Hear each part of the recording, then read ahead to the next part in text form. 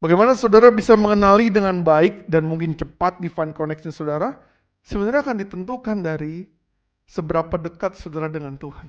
Membangun kedekatan dengan Tuhan akan berkorelasi secara langsung bagaimana saudara membangun kedekatan dengan sesama. Yang namanya kedekatan itu harus dibangun dengan sengaja. Nggak bisa kita tiba-tiba dekat dengan Tuhan hanya kita sekali lagi datang ke gereja dan rajin pelayanan. Saudara nggak tiba-tiba dekat dengan Tuhan karena rajin kasih sumbangan, rajin quote-quote ayat rohani di sosial media saudara.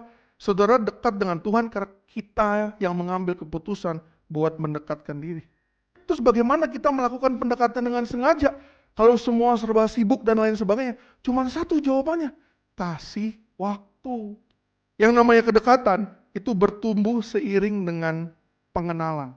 Jadi kalau saudara mau mendekat sama Tuhan, saudara harus kenal Tuhan, bukan cuma tahu tentang Tuhan. Kalau saudara dekat dengan Tuhan, maka saudara mesti cari tahu apa yang ada di hati dan pikirannya.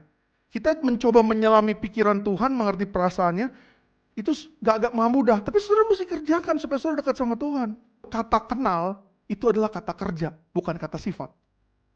Jadi kalau saudara nggak kerjain, ya nggak akan kenal. Pendekatan itu harus bertumbuh secara bertahap. Nggak tiba-tiba.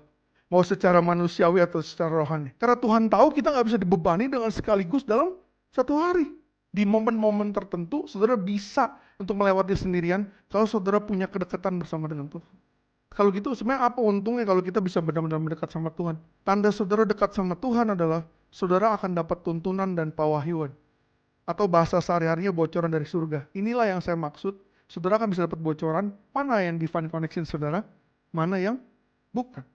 Selain tuntunan dan pewahyuan, kalau saudara dekat dengan Tuhan, akan ada dampak dan kesaksian melalui kehidupan saudara.